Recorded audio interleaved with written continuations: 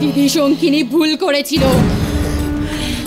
কিরণমালা আমাদের শত্রু জেনেও দিদি কিরণমালার সাথে মিত্রতা করেছিল, আর সেই জন্য দিদিকে নিজের প্রাণ দিয়ে সেই ভুলের মাসুল দিতে হয়েছিল। কিরণমালার ছলনায় আমার দিদির মৃত্যু হয়েছিল, কিন্তু আমি সেই ভুল করব না। আমার জীবনের একটাই লক্ষ্য, কিরণমালার বিনাশ, আর আমি তাতে সফল হবই।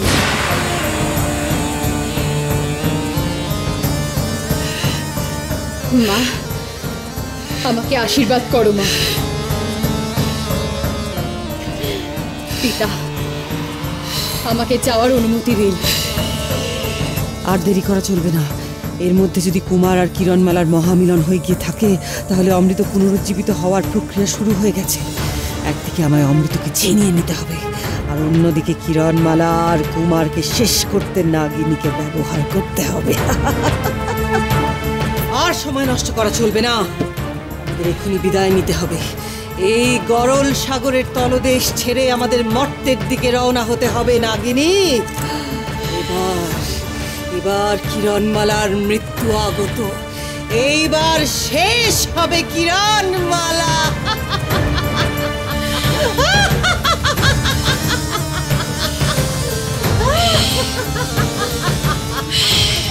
শত্রুর বিনাশ হোক, ধ্বংস হোক কিরণমালা।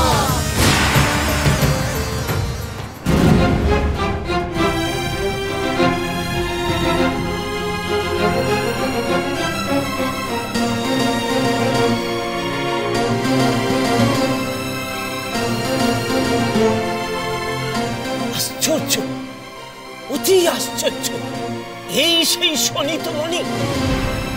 মহর্ষি, আপনি এই শনিতমণির কথা আগে কখনো শুনেছেন?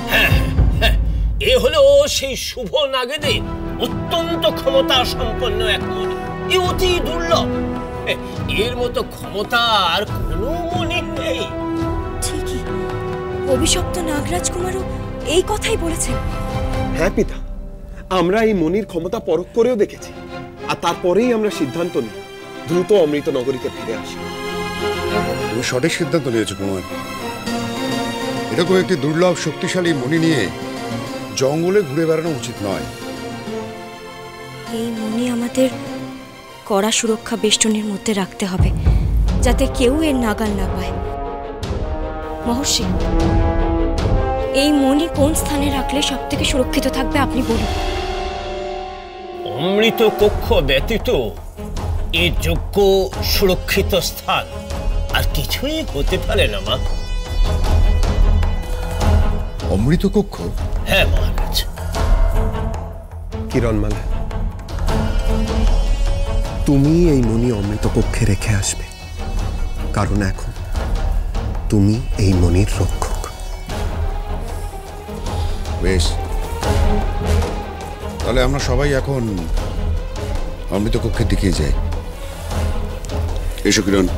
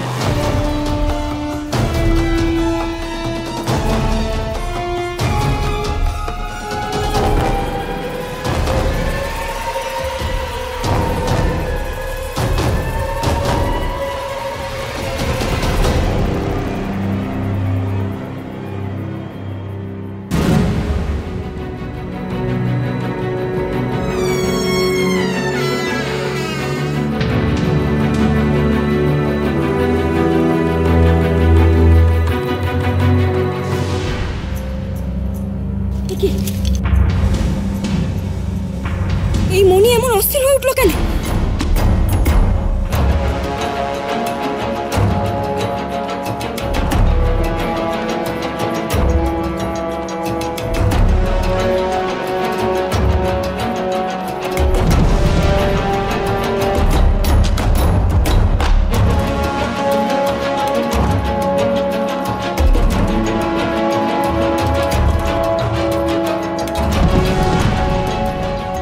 কি এর আগে কখনো তো অমৃত ভাণ্ড থেকে এভাবে ধোয়ার কুণ্ডলি বের হয়নি।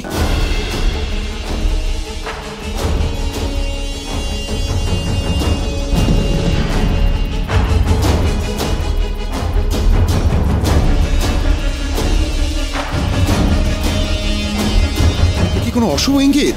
তবে কি এই মণি এই অমৃতের জন্য ক্ষতিকারক? তবে কি ওই অভিশপ্ত নাগ রাজকুমার আমাদের বিপদে ফেলার জন্য এই মণি আমাদেরকে দিল?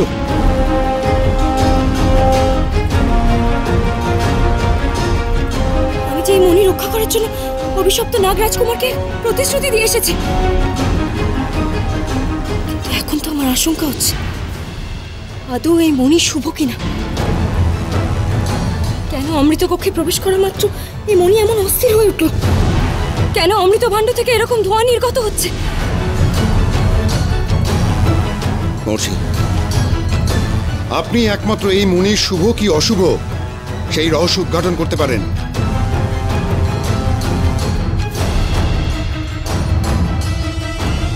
বলুন মহর্ষি, আমাদের এই মুহূর্তে কি করা উচিত? এই মণি কি অমৃতনগর থেকে দূরে নিক্ষেপ করে দেওয়া উচিত? বলুন মহর্ষি, চুপ করে থাকবেন না, বলুন। না না না মহারাজ,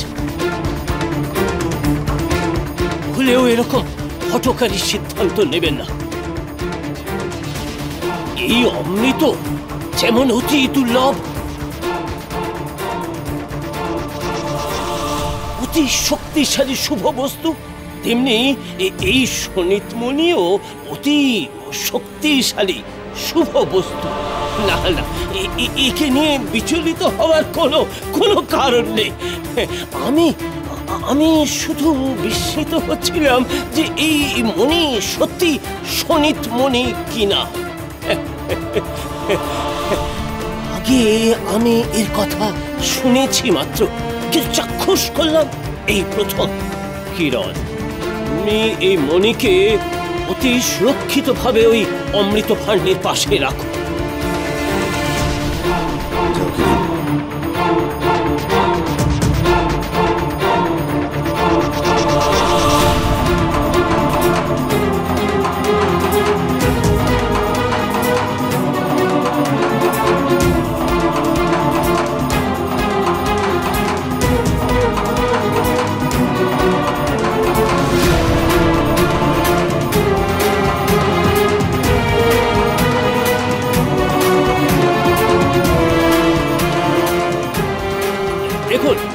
দেখুন মহারাজ, উনি আর দপদপ করছে না।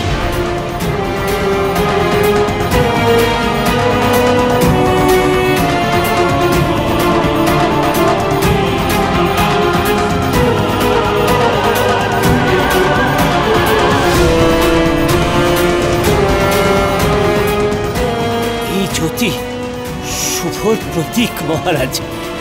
এক শুভ বস্তু আর এক শুভ বস্তুকে আলিঙ্গন করছে, স্বাগত জানাচ্ছে। এই সবই শুভর প্রতীক মহারাজ, শুভর প্রতীক। আমার আশঙ্কা তবে মিথ্যে ছিল, সবকিছুই শুভ হবে। তুমি কে? তুমি কুমার? আমি কুমার। আমি কুমার। ধৃতিরাজ, তোমার টঙ্কার।